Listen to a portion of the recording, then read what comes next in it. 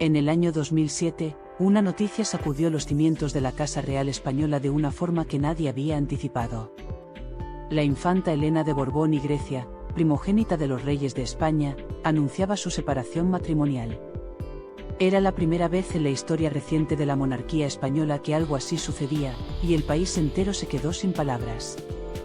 Pero lo que realmente ocurrió detrás de esos muros de palacio, las conversaciones que nunca trascendieron, y sobre todo, el precio emocional que Elena tuvo que pagar, eso es algo que muy pocos conocen.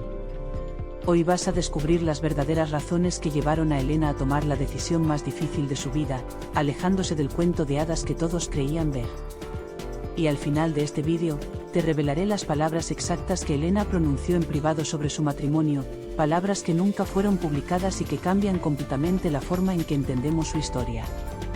Porque esto no es solo la crónica de un divorcio real, es la historia de una mujer que eligió su dignidad por encima del protocolo. Elena María Isabel Dominica de Silos de Borbón y Grecia nació el 20 de diciembre de 1963 en Madrid, en pleno régimen franquista.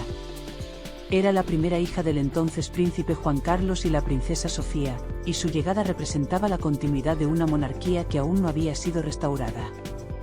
Llegó al mundo en un país cerrado, conservador, donde la figura femenina en la realeza tenía un papel muy definido: discreción, elegancia y obediencia.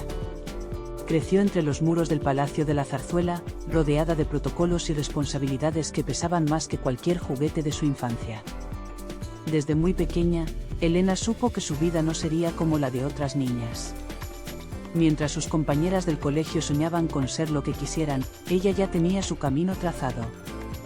Educada en el Colegio Santa María del Camino, junto a su hermana Cristina, Elena era descrita por sus maestras como una niña seria, responsable, tal vez demasiado madura para su edad.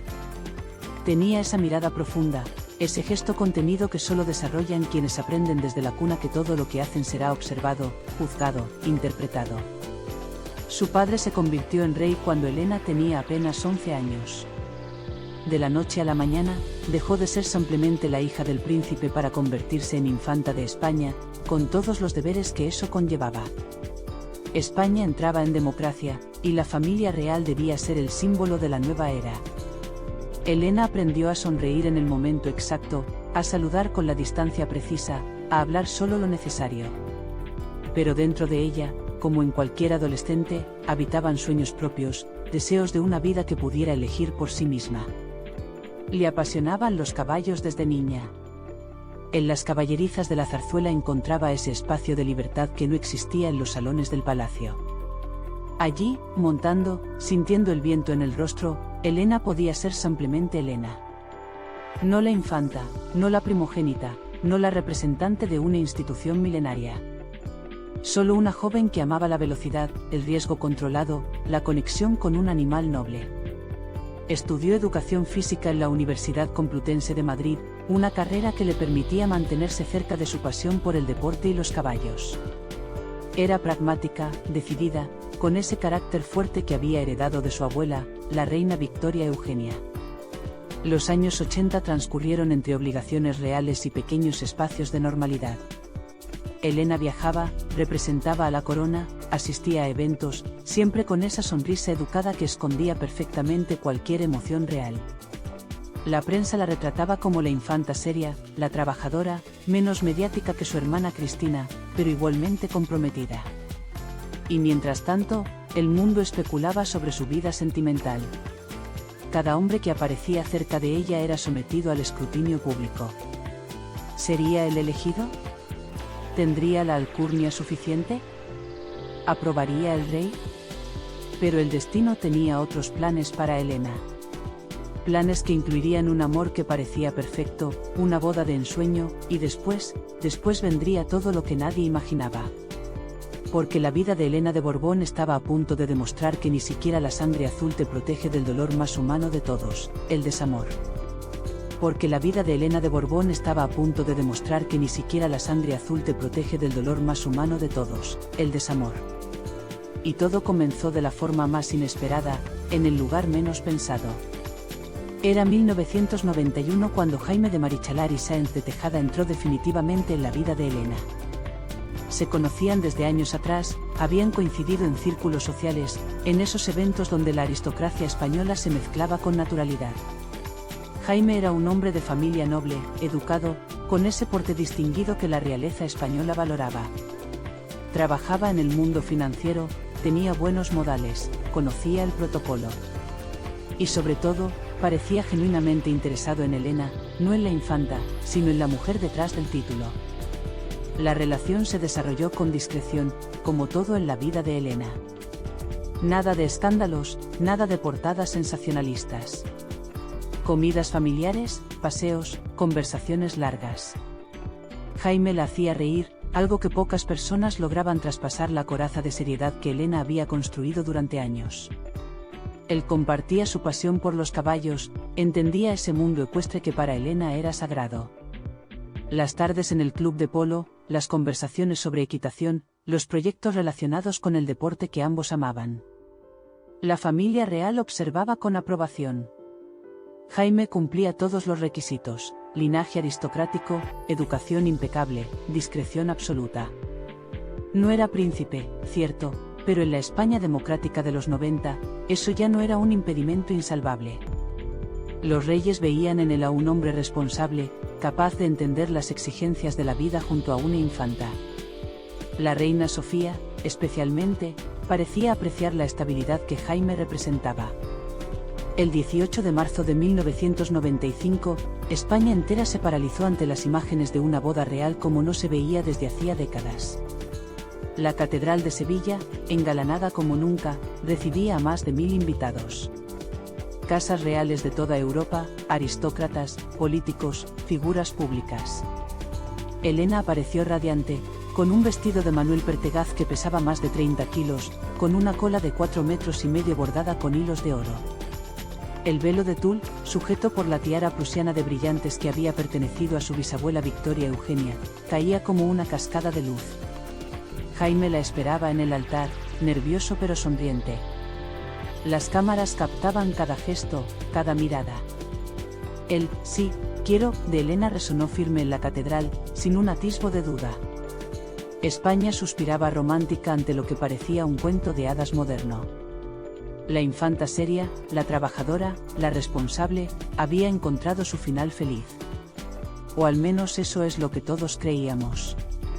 Los primeros años de matrimonio transcurrieron con relativa normalidad dentro del mundo extraordinario de la realeza. Nacieron sus 2 hijos, Felipe en 1998 y Victoria Federica en 2000. Elena se volcó en la maternidad con la misma dedicación que ponía en todo. Aprendió a equilibrar las obligaciones reales con la crianza, algo que pocas personas entendían la complejidad que suponía. Porque criar a los hijos cuando cada movimiento es fotografiado, cuando cada decisión educativa será comentada, cuando la privacidad es un lujo inexistente, eso requiere una fortaleza especial. Jaime, por su parte, se adaptó al papel de consorte real. Acompañaba a Elena en eventos, apoyaba causas benéficas, mantenía ese perfil discreto que se esperaba de él. Desde fuera, todo parecía funcionar. Las fotografías oficiales mostraban a una familia unida, sonriente, perfecta. Elena continuaba con su labor institucional, representando a la corona en viajes, inauguraciones, actos benéficos. Se había especializado en causas relacionadas con la discapacidad y la educación, trabajaba incansablemente, siempre con ese compromiso silencioso que la caracterizaba. Pero quienes conocían de cerca a la pareja comenzaban a notar fisuras. Pequeños detalles que la mayoría pasaba por alto. La forma en que Jaime y Elena ya no se miraban en los actos públicos. Como sus conversaciones se limitaban a lo estrictamente necesario. Las sonrisas que no alcanzaban los ojos. Esos silencios incómodos que se instalan cuando 2 personas comparten espacio pero ya no comparten vida. El mundo ecuestre, que había sido su punto de encuentro, se convirtió en terreno de distanciamiento. Jaime seguía involucrado en el polo, pero cada vez más enfocado en sus propios proyectos, sus propios círculos. Elena continuaba con su pasión por la equitación, pero ahora lo hacía sola, o acompañada de sus hijos, nunca con su esposo. Las agendas que antes coincidían naturalmente comenzaron a separarse. Él viajaba por negocios, ella por compromisos reales.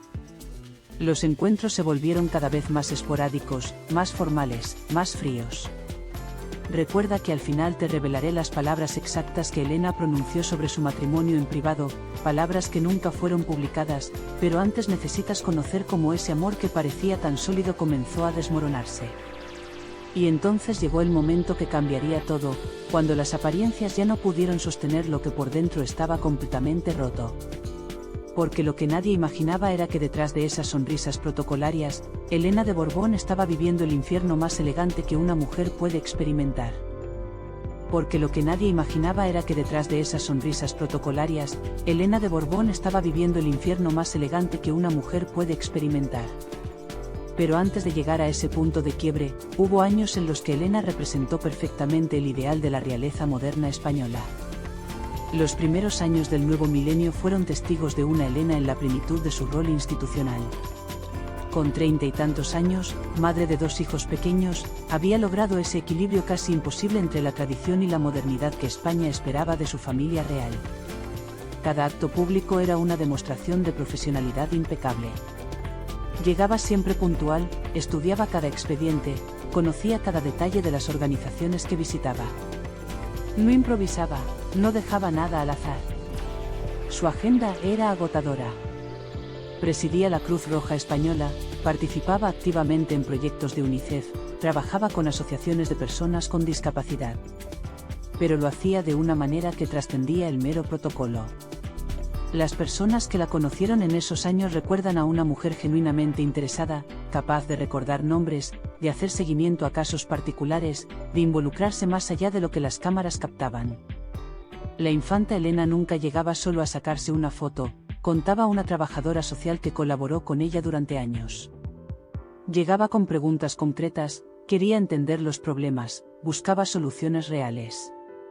En los actos ecuestres era donde Elena brillaba con luz propia. El mundo del caballo la había visto crecer, y ella se había convertido en una figura respetada internacionalmente. Competía en concursos de salto, no como una aficionada aristocrática sino como una deportista seria. Se levantaba al alba para entrenar, estudiaba técnicas, trabajaba codo a codo con sus entrenadores. Cuando ganaba, lo celebraba con discreción. Cuando perdía, analizaba sus errores con esa autocrítica implacable que solo tienen los verdaderos competidores. Las imágenes de aquellos años la muestran elegante, siempre impecable. Ese estilo sobrio pero sofisticado que se convirtió en su sello personal. Nunca a la moda pero nunca pasada, siempre apropiada, siempre correcta. Los trajes sastre en tonos neutros, los vestidos de líneas clásicas, los complementos discretos. Elena no buscaba destacar por su apariencia sino por su trabajo, y eso era algo que muchos valoraban en una época donde otras figuras públicas parecían más preocupadas por las portadas que por el fondo. Sus hijos crecían alejados de los focos en la medida de lo posible. Elena era férrea en proteger su privacidad, limitaba las apariciones públicas de Felipe y Victoria Federica a lo estrictamente necesario. Quería que tuvieran una infancia lo más normal que las circunstancias permitieran. Los llevaba al colegio ella misma cuando podía, participaba en las reuniones escolares, intentaba estar presente en cada momento importante. Era una madre presente, exigente pero cariñosa, que intentaba transmitir a sus hijos los valores que a ella le habían inculcado: responsabilidad, discreción, trabajo.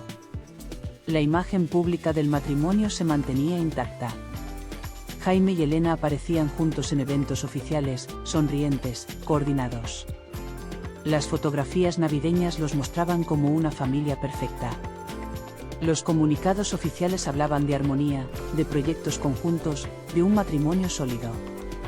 Y España quería creer en esa imagen porque representaba estabilidad, porque en una monarquía que había enfrentado tantos desafíos, ver a la primogénita felizmente casada era reconfortante. Pero la realidad privada ya narraba una historia completamente diferente. En Palacio, quienes trabajaban cerca de la pareja notaban la frialdad.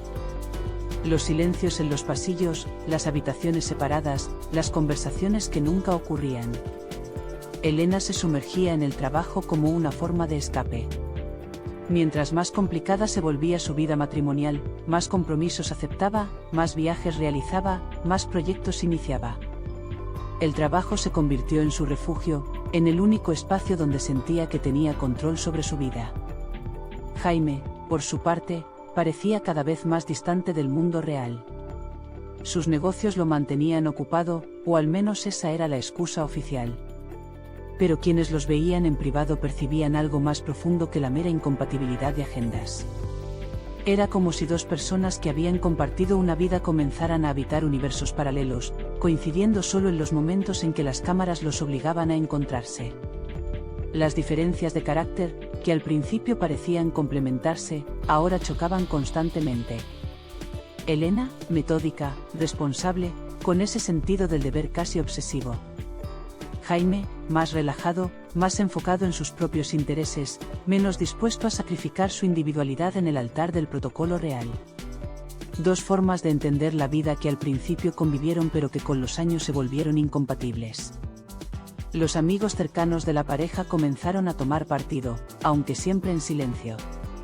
Algunos permanecieron leales a Jaime, otros a Elena. Pero todos coincidían en algo: era cuestión de tiempo antes de que lo inevitable ocurriera.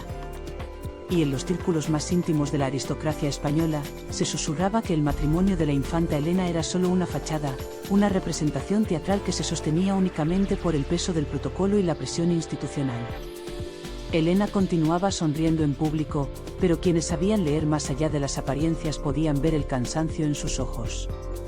Esa mirada que ya no brillaba, ese gesto contenido que escondía años de decepciones acumuladas. Estaba atrapada entre su deber como infanta y su derecho como mujer a buscar la felicidad. Y España, ajena a todo esto, seguía viendo solo la superficie perfecta de una vida real que por dentro estaba completamente resquebrajada. Pero detrás de toda esa gloria, algo comenzaba a resquebrajarse de forma irreparable. Sin embargo, en el momento más alto de su imagen pública, todo estaba a punto de cambiar de una manera que nadie, ni siquiera la propia Elena, podía anticipar completamente. Porque nadie imaginaba que la infanta más fuerte de la Casa Real Española estaba a punto de tomar la decisión más valiente y más dolorosa de toda su vida. Porque nadie imaginaba que la infanta más fuerte de la Casa Real Española estaba a punto de tomar la decisión más valiente y más dolorosa de toda su vida. Y esa decisión llegó en noviembre de 2007, cuando un escueto comunicado de la Casa Real anunció lo impensable. Era el 13 de noviembre cuando las pantallas de televisión interrumpieron su programación habitual. El comunicado era breve, frío, redactado con esa precisión quirúrgica que caracteriza a las instituciones que intentan minimizar el escándalo. Sus Altezas Reales los Duques de Lugo han decidido interrumpir su convivencia matrimonial. Interrumpir. No terminar, no separarse definitivamente. Interrumpir. Como si fuera algo temporal, reversible, un simple paréntesis. Pero todos sabíamos que era el final. España se quedó paralizada. Era la primera vez en la historia reciente que un miembro directo de la familia real española se separaba. No había precedentes, no había protocolo para esto. La monarquía había sobrevivido a intentos de golpe de Estado, a escándalos políticos, a crisis institucionales. Pero esto era diferente. Esto era íntimo, humano, dolorosamente cercano. La primogénita de los reyes, la infanta seria y responsable, estaba rompiendo su matrimonio. Y el país entero se preguntaba, ¿qué había pasado realmente? Las semanas previas al anuncio habían sido un torbellino de especulaciones. Los rumores circulaban por Madrid con insistencia. Jaime había sido visto solo en eventos donde debería haber acompañado a Elena. Ella parecía cada vez más delgada, más cansada, con esa tristeza que ni el mejor maquillaje puede ocultar. Las fotografías de ese periodo la muestran con una sonrisa que no alcanza los ojos, con una postura corporal que grita dolor silencioso. El proceso de separación fue manejado con una discreción que solo la realeza puede mantener. No hubo declaraciones públicas más allá del comunicado oficial. No hubo entrevistas, no hubo explicaciones. Elena se refugió en el silencio, en ese código de conducta que había aprendido desde niña: nunca quejarse, nunca explicarse, nunca mostrar debilidad en público. Pero quienes estaban cerca de ella atestiguan que fueron los meses más oscuros de su vida. Las decisiones prácticas fueron devastadoras. La custodia compartida de Felipe y Victoria Federica, que entonces tenían 9 y 7 años. Explicarles a 2 niños por qué sus padres ya no vivirían juntos. Reorganizar toda una vida construida durante más de una década. Dividir espacios, recuerdos, rutinas. Elena se mudó con sus hijos a una residencia en Madrid, alejándose de los espacios que había compartido con Jaime.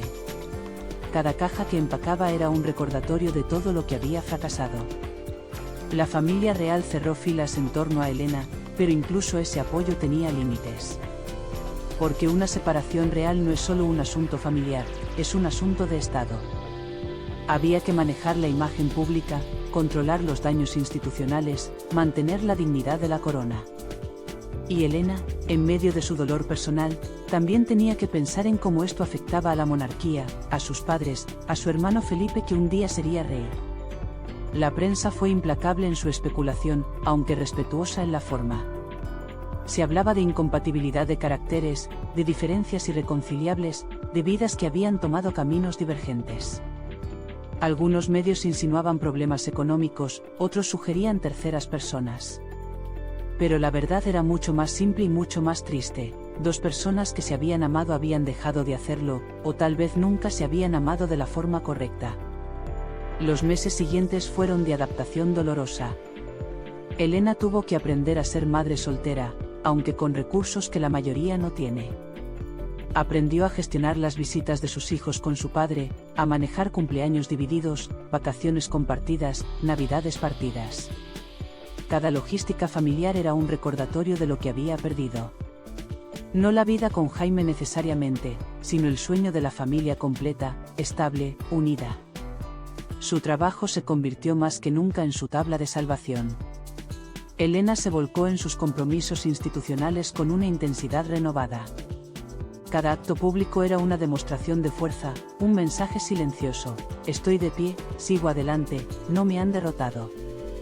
Pero quienes trabajaban con ella notaban las ojeras que el maquillaje no lograba ocultar completamente, las manos que temblaban ligeramente cuando creía que nadie miraba, esa tristeza de fondo que habitaba en su mirada. El divorcio definitivo se formalizó en 2010, 3 años después de la separación. 3 años de procesos legales, de negociaciones sobre bienes y custodias, de firmas y documentos que certificaban el final oficial de un matrimonio que en realidad había terminado mucho antes. Jaime de Marichalar dejó de ser duque de Lugo. Elena recuperó su apellido completo, su identidad previa al matrimonio. Pero los títulos y los papeles eran solo formalidades. Lo verdaderamente difícil era reconstruir una vida desde las cenizas. Durante esos años, Elena aprendió lecciones durísimas. Aprendió que el amor no siempre es suficiente, que los cuentos de hadas no existen ni siquiera para las princesas reales. Aprendió que el deber y la felicidad personal a veces entran en conflicto, y que elegir la propia dignidad tiene un precio altísimo. Aprendió que la soledad acompañada es peor que la soledad elegida, y que a veces romper es el acto de valentía más grande. Y ahora nos acercamos a lo que te prometí revelarte al inicio de este vídeo. Pero antes necesitas entender esto: Elena nunca habló públicamente sobre los verdaderos motivos de su separación. Nunca concedió entrevistas lacrimógenas, nunca vendió su historia al mejor postor. Mantuvo ese silencio digno que es su sello personal. Pero en conversaciones privadas, con personas de absoluta confianza, sí dejó escapar algunas palabras que explican todo. Porque lo que vino después de ese divorcio, la forma en que Elena reconstruyó su vida y encontró un nuevo propósito, es la parte que pocos conocen y que merece ser contada. Pero la historia aún no termina, y lo mejor está por llegar. Pero la historia aún no termina, y lo mejor está por llegar. Porque Elena de Borbón demostró que la vida después del fracaso matrimonial no solo es posible, sino que puede ser significativa, digna, a su manera, incluso liberadora. Los años posteriores al divorcio mostraron a una Elena transformada. No en su esencia, que siempre fue fuerte y responsable, sino en su libertad para ser quien realmente era sin las cadenas de un matrimonio que no funcionaba. Se cortó el pelo, cambió sutilmente su estilo, comenzó a sonreír de una forma más genuina. Era como si se hubiera quitado un peso invisible que había cargado durante años.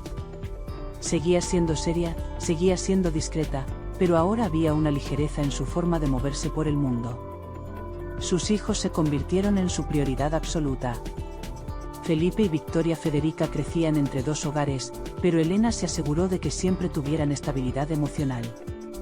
Fue a cada partido, a cada competición ecuestre, a cada acto escolar. Aprendió a ser madre y padre cuando era necesario, a darles espacio para que mantuvieran su relación con Jaime sin interferencias, a no hablar mal de su exesposo frente a ellos. Esa elegancia en la separación es algo que sus allegados destacan como uno de sus mayores logros. La relación con Jaime de Marichalar se mantuvo cordial pero distante. Se veían en eventos familiares importantes, en graduaciones de sus hijos, en momentos que requerían que ambos estuvieran presentes. Las fotografías los muestran educados, respetuosos, pero sin ese tipo de cercanía que algunas exparejas logran desarrollar. Eran padres de 2 hijos en común, y eso era suficiente razón para mantener la civilidad, pero no iban más allá. Elena encontró en el mundo ecuestre no solo una pasión sino una comunidad. Competía regularmente, viajaba a eventos internacionales, se rodeaba de personas que la valoraban por su habilidad con los caballos y no por su título. En ese ambiente era simplemente Elena, una amazona experimentada, una competidora respetada.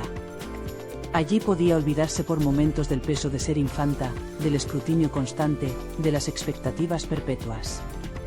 Su labor institucional se intensificó de formas inesperadas.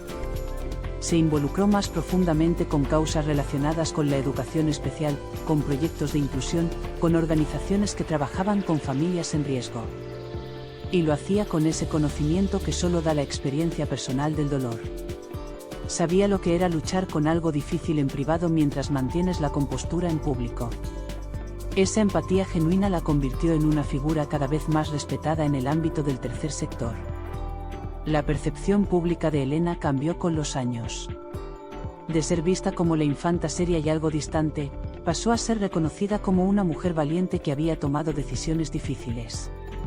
Su divorcio, que inicialmente fue un escándalo, se convirtió con el tiempo en un ejemplo de dignidad. Demostró que incluso dentro de la rigidez del protocolo real, había espacio para la autenticidad, para elegir la propia felicidad, para decir que algo no funciona y actuar en consecuencia.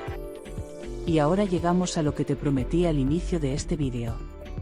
En 2015, durante una cena privada con amigos cercanos que nunca debió trascender pero que una fuente cercana reveló años después, Elena pronunció unas palabras que resumen perfectamente su experiencia. Alguien le preguntó si se arrepentía de haberse divorciado, si a veces pensaba en cómo habría sido mantener el matrimonio por las apariencias, como se esperaba que hiciera. Elena tomó aire, miró su copa de vino, y respondió con esa honestidad brutal que solo se permite en privado: me arrepiento de muchas cosas, pero no de haberme divorciado. Me arrepiento de haber tardado tanto en hacerlo. Me arrepiento de los años que perdí tratando de salvar algo que nunca estuvo realmente vivo. Me arrepiento de haber puesto las expectativas de otros por encima de mi propia paz. Pero divorciarme fue el primer acto de valentía real de mi vida. No el único, pero sí el primero que fue solo mío, sin consultar protocolos ni pensar en titulares. Y si tuviera que volver a elegir, lo haría 1000 veces más temprano. Esas palabras nunca fueron publicadas oficialmente, nunca aparecieron en ninguna revista del corazón, nunca fueron confirmadas por Palacio. Pero quienes estaban allí aseguran que son exactamente lo que Elena dijo, palabra por palabra. Y cambian completamente la narrativa de su historia. No es la historia de una princesa que fracasó en su matrimonio. Es la historia de una mujer que eligió su dignidad por encima de la imagen, su paz mental por encima de las apariencias, su futuro por encima de un pasado que no funcionaba. El legado de Elena de Borbón trasciende su divorcio. Abrió un camino en la monarquía española para que ser real no signifique renunciar a ser humano. Demostró que el protocolo puede flexibilizarse sin romperse, que la tradición puede coexistir con la autenticidad. Sus hijos han crecido viendo a una madre fuerte, independiente, que no se victimizó sino que reconstruyó. Esa es una lección más valiosa que cualquier título nobiliario. Hoy, Elena de Borbón es una mujer de 62 años que ha encontrado su lugar en el mundo. No es la reina que pudo haber sido si las leyes de sucesión hubieran sido diferentes. No es la esposa perfecta del cuento de hadas que todos esperaban.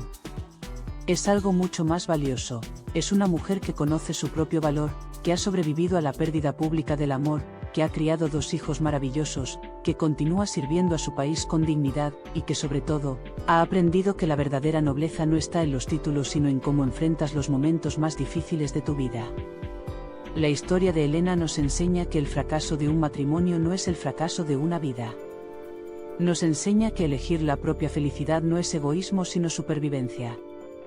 Nos enseña que incluso las personas que nacen en palacios enfrentan los mismos dolores humanos que todos, y que la verdadera valentía no está en mantener las apariencias sino en tener el coraje de cambiarlas cuando es necesario.